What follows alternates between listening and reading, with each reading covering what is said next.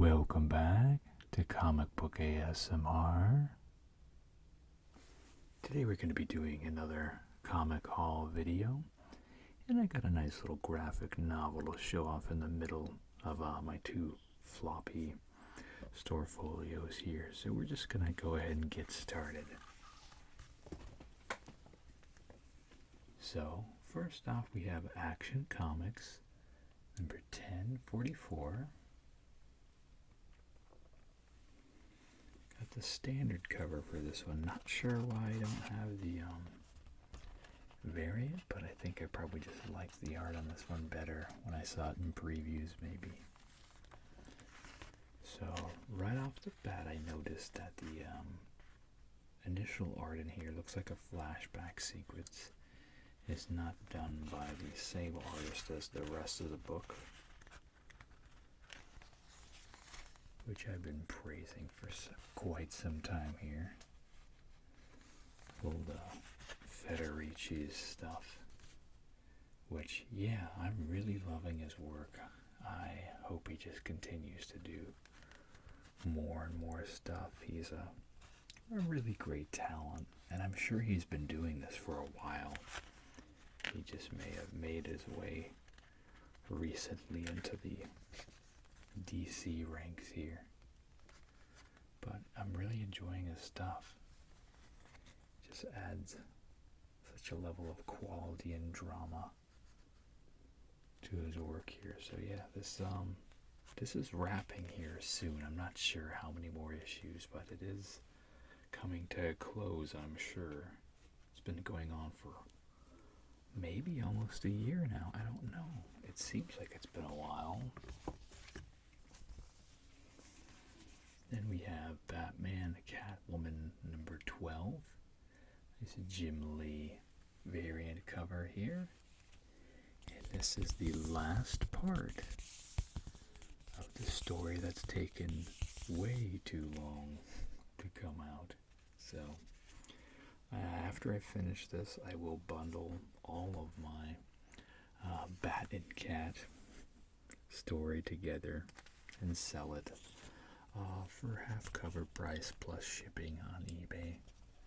So look out for that. I'll leave a link to my eBay below too. I have a few lots on there. I just sold Noctera 2 through 11 plus the blacktop bill on there. I think the buyer paid $22 plus shipping. As yeah, I'm just trying to offload. I'm kind of looking at my collection and really seeing what's essential and what's not, and just kind of selling it off in bits and trying to get them off in some Gemini mailers. But the shipping was crazy for those 12 books. It was almost like £3. So, but I don't know if there's any trick to it. I'd hate to just throw them in, one of the not flat mailers, but you know what I mean, one of the flat rate shipping boxes. Maybe if I put them in the Gemini and then throw them in a flat rate box, that would cut the shipping. Because, yeah, I try to think of that too whenever I am selling stuff.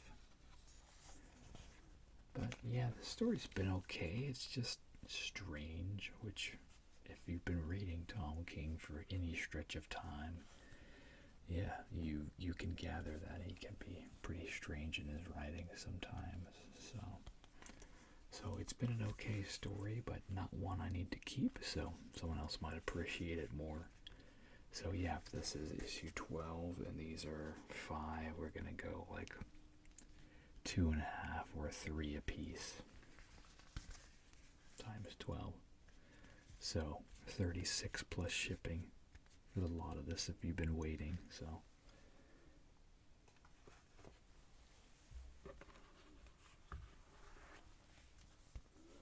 next we have the Joker number 15, and this is also the conclusion to this story as well. Curious to see how it wraps. The big rub is, will Jim Gordon kill the Joker?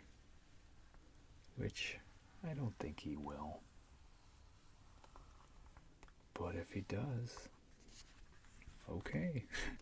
I wasn't expecting that, so be interested to read this and see what happens. I might throw these up on there too. I will pull out the key, the Bane's daughter. I think that's Joker number 2. Because, stuff like that. I just want to keep key issues, but for the most part in a run,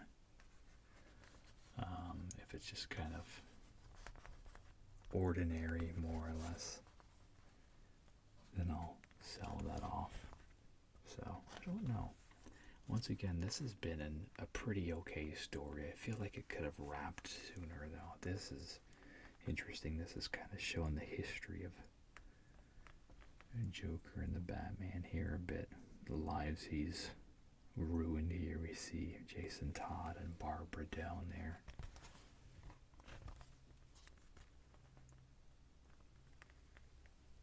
So, yeah, I'm looking forward to seeing what happens with this as well. Because as I said, it's one of those things like you would think at some point with all the things Joker has done, if not by Jim or Batman's hand, that someone or something would happen to, put a stop to him.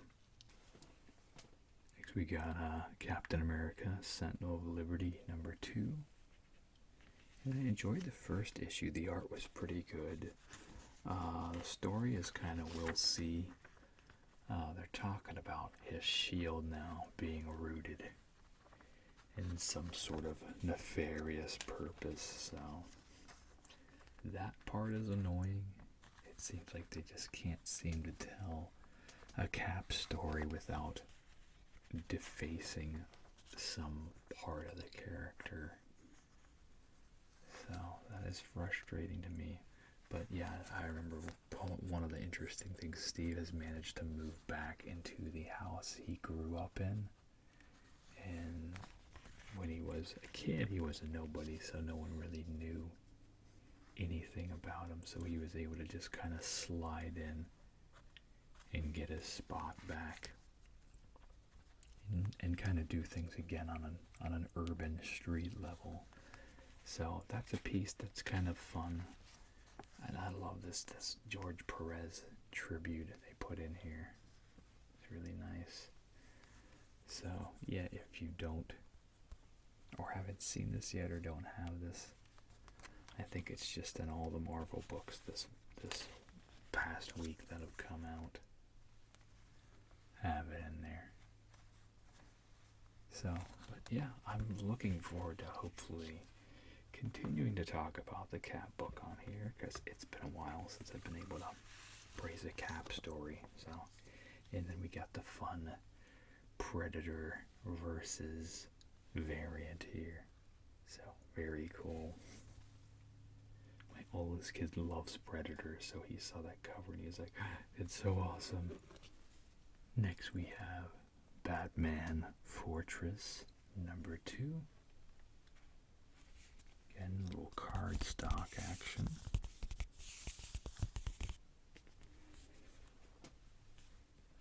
So yeah, if I remember, basically they are gearing up for some sort of alien / high-powered invasion, and Superman is nowhere to be found. I think that's more or less everything I remember from the initial part 1. This is another one. The art is good, so I'm appreciative of that. And yeah, it's going to be interesting to see what happens. All the flying elements of the Justice League there. And I think this is just kind of a one-off. I don't think it fits in any sort of timeline anywhere. Every now and then you can consume those type of stories. I like, knowing where in the timeline things occur, but this is just a story for story's sake.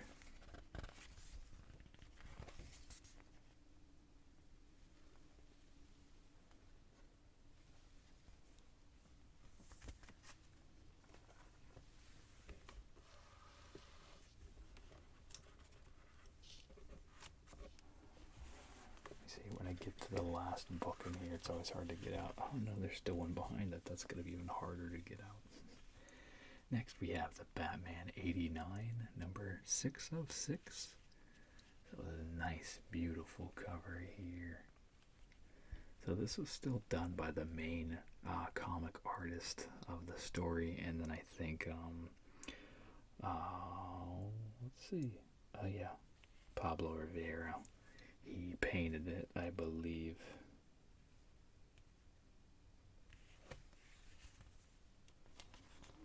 And yeah, this has been another one. The story's been okay. It's really been about spotlighting those that weren't in the Batman movie. It's just kind of saying, hey, check out these characters that could have been in the Tim Burton universe of Batman. So we see all the what if actors make their way into the storyline, and so that's really what this book is about. And yeah, it's been fun. I would have liked to have seen more interaction on Batman's part, but I get why they've done what they've done, and I look forward to wrapping the story.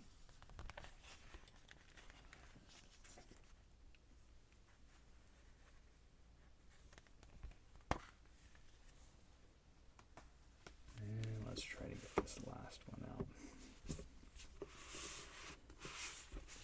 Now we move on to our second one.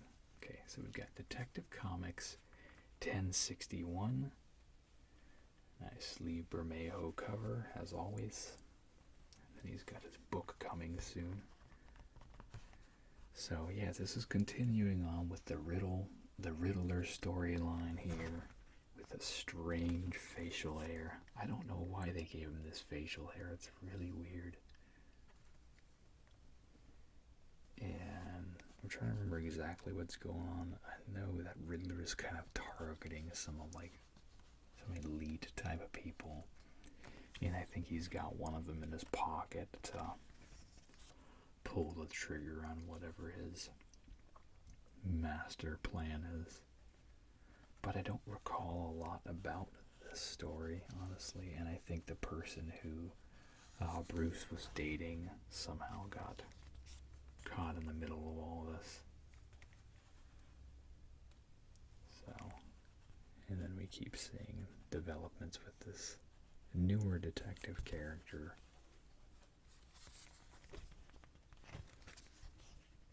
I really feel like Detective has been spotlighting that character quite a bit, almost for the past year or so. So they may have been solely created by Tinian for that purpose. Is this his last one, by the way? He's not even writing it anymore. But I think he was the first person to have that character show up. I can't even remember their name. Alright, so this is the graphic novel I was talking about. This I found this on eBay on Amazon for $8. This retails as a $50 book, and it hasn't been around for a while. It's the 25th anniversary collection of the Ninja Turtles. Came out initially in 2015, I want to say, or 13 maybe even. So a really interesting cover on there. It's kind of like a double page spread thing, but it doesn't photograph well with the size of this camera since the book is so huge.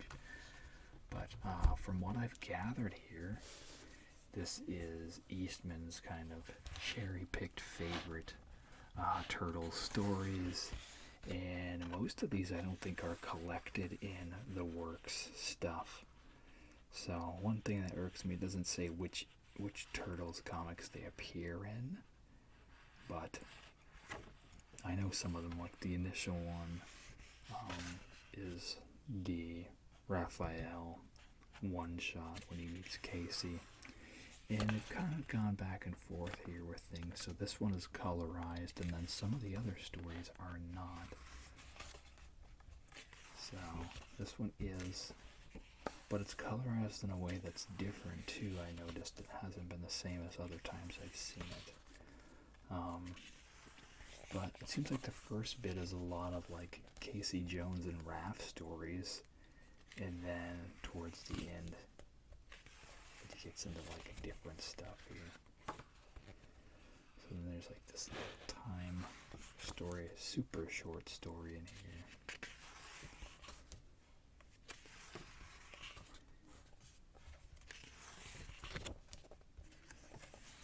So you got that one. This is kind of a big one here.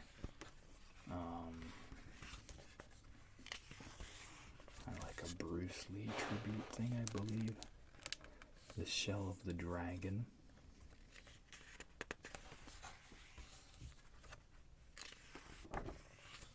So this one has more of a cartoony style to it. The initial cover for this book showed that cover as the cover. It was maybe a dust jacket for this, but I know when I got it, it didn't have that on the front. But if you look up the listing on Amazon, you can still find quite a few for around that retail price, or even lower if you're lucky. But figured at $8, I certainly couldn't pass it up. And then, yeah, it's got a few more turtle stories that I haven't read and don't have. And this is like a bigger sized story, too. It's still going, you can see.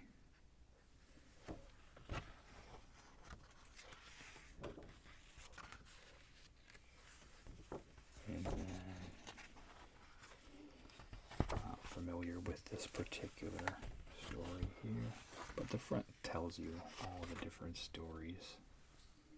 And I think this is Nobody who they're fighting here, I think. And Mentionables, yeah, this one is the one that's done in the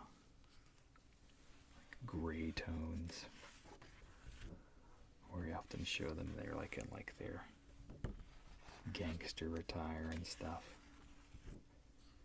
Presented in a detective noir fashion.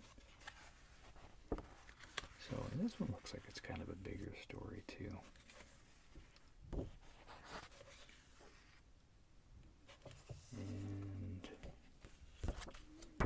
And then this one, another. Then this one looks like an interesting one. I'm trying to remember the artist on this one. So this one is drawn by Richard Corbin, and I know the name, and I'm sure he's a classic talent. Trying to think personally where I would know him from. He might be a heavy metal guy, honestly. It seems like when I look at the style, that's kind of what it evokes to me. So, yeah, we just kind of see them done in a kind of epic fashion here. I think it's funny how they're able to pull off the look where they look more innocent and cartoony without the masks, and then they put the masks on and they look how we're used to them looking. But this is great. I love this. And then just kind of, I think it's airbrushed color for the technique on there, I think. And then we see him in kind of this epic armor and stuff. Yeah, it certainly has a feel of like heavy metal type of stuff, which I haven't seen a lot of or read a lot of, but from what I have seen, that's what it reminds me of. And then, yeah, here's like the cover gallery and stuff here. So,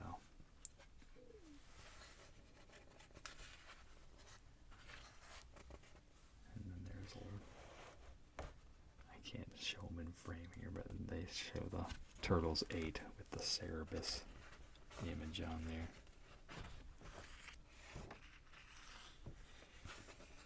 And you can kind of see this is part of the bit of the Shell of the Dragon cover there. Turtles number 18, it says. So some of them you're able to distinguish where they're from. Okay, box number 2. So we have Batman Killing Time, number 5 of 6. Which I could have sworn this was going to be a 12-part miniseries, but I guess I remembered incorrectly. So yeah, this is another strange Tom King story. But the main selling point is just kind of the intensity of the villains in it, I believe. He keeps doing this thing where he's like referencing stuff from way, way back in history, linking to current events, but it's freaking weird. I don't quite get it yet. But aside from that strange storytelling element, the art's good, and I do find it interesting, so it's not a boring story to me. But there's just that one loose, nagging thread that keeps me from, plunging all the way in on the execution of this idea. But yeah, it's been fun to read it, and it wraps next issue, so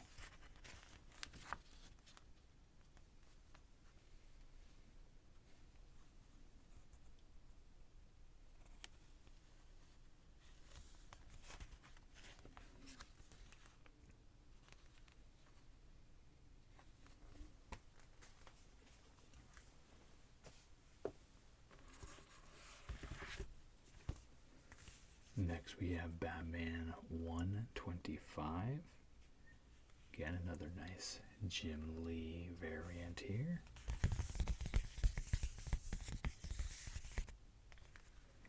And this starts Chip Zdarsky's official storytelling on the ongoing Batman title. Like I said, I love what he did on Urban Legends. That first 6 issues was like a must-buy with what he had done. So we'll see if he can continue to strike gold in his ongoing Batman narrative here, which I believe he will. But yeah, art is solid here. Nothing to complain about for sure. And I'm looking forward to seeing where he takes it.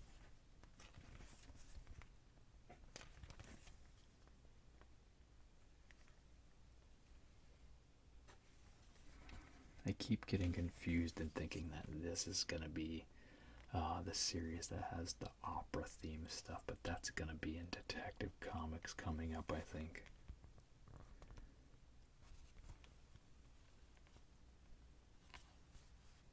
So I think I'm noticing this issue here has different artists. I think this is actually Jock's work here. So that's interesting. I'll have to look and see who all is working on it. It doesn't list them up top there, but that doesn't mean necessarily that that's not the case.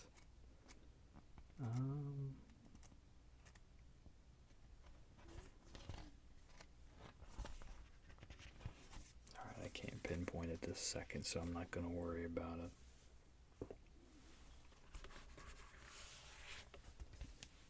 Okay, next we have Robin and number 15. And I think this is the last issue of this series too. What happened to the days of, maxi series ending at 12? They threw me for a loop. So I was like, wow, is it going to be issue 10, 12, no, 15, okay. So, but from what I've read, it seems like they're going to have Damian be at odds again with Bruce, so that sucks if they are. Because I really had loved the work they had put into the character and made him grow and just kind of, transform from that murderous little kid that Batman first met, So, but we'll see what happens with it. Because I'm pretty sure they're actually switching gears and they're going to focus on Tim Drake Robin again here. I think I saw that solicited. Next we have Swamp Thing number 14. This continues to just be a nice solid book, which Mike Perkins, like I said, doing his best work, I would say, on this book. So much detail. Look at this. No characters are on any of these panels, and yet this just is just compelling and draws you in. That's when you know you have a true talent on your hands. Look at that. So, I'm not sure what they'll do when this series wraps, what Mike is going to do, but I hope he continues to find projects he can put all of himself into like that. Okay, next we have, this is Beyond the White Knight number 3, I believe.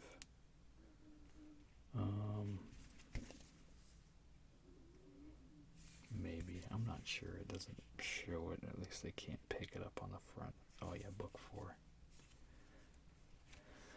So you already know the deal. Spot gloss on matte. Makes for the fun, iconic Sean Gordon Murphy covers.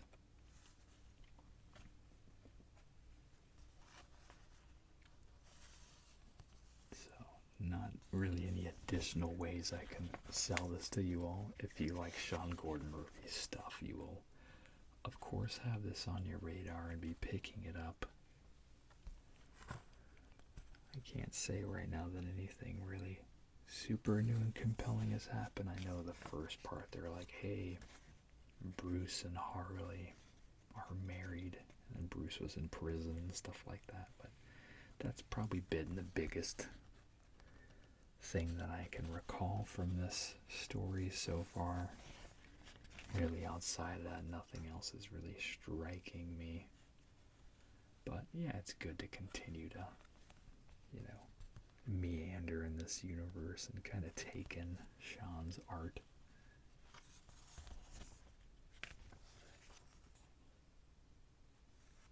And he has a big love for the animated series and for Batman Beyond and all that, so whenever someone who really loves the source material gets in there, it's always good.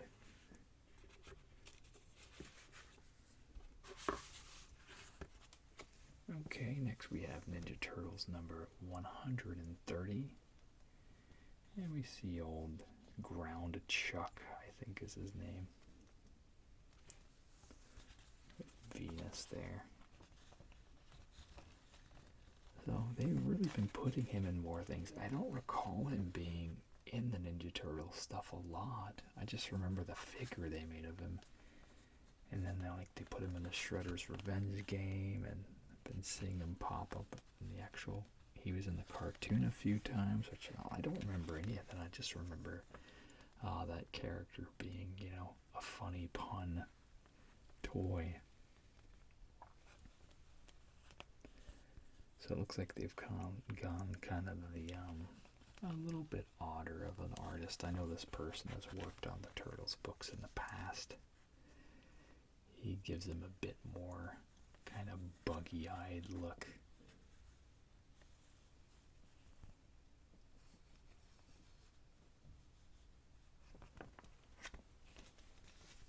But yeah, regardless, it's still fun to see what happens with those. And we got Spawn 331. Nice cover there. Looks like a different artist, maybe. I could be wrong. Todd has been getting solid artists for his work, though, so can't say anything sticks out poorly like a sore thumb or anything like that, so.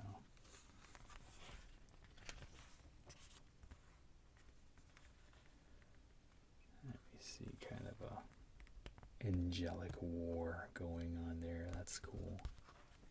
And that's what I can always appreciate with Spawn, is kind of that war from things not normally experienced, you know, the supernatural and stuff like that. So we have the Scorched number 7. Nice medieval Spawn on there, which Spawn still doesn't know who medieval spawn is. I think that's so strange that they haven't revealed that. Steven Segovia on this, huh?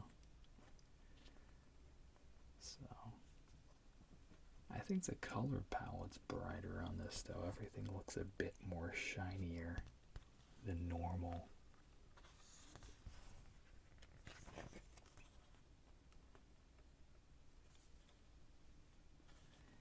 It's so funny seeing all these characters interact, though, because I remember when Todd was like slowly just, dropping first appearances of a lot of these guys one by one. And now they're just kind of all, together on the same page. It's just fun to see.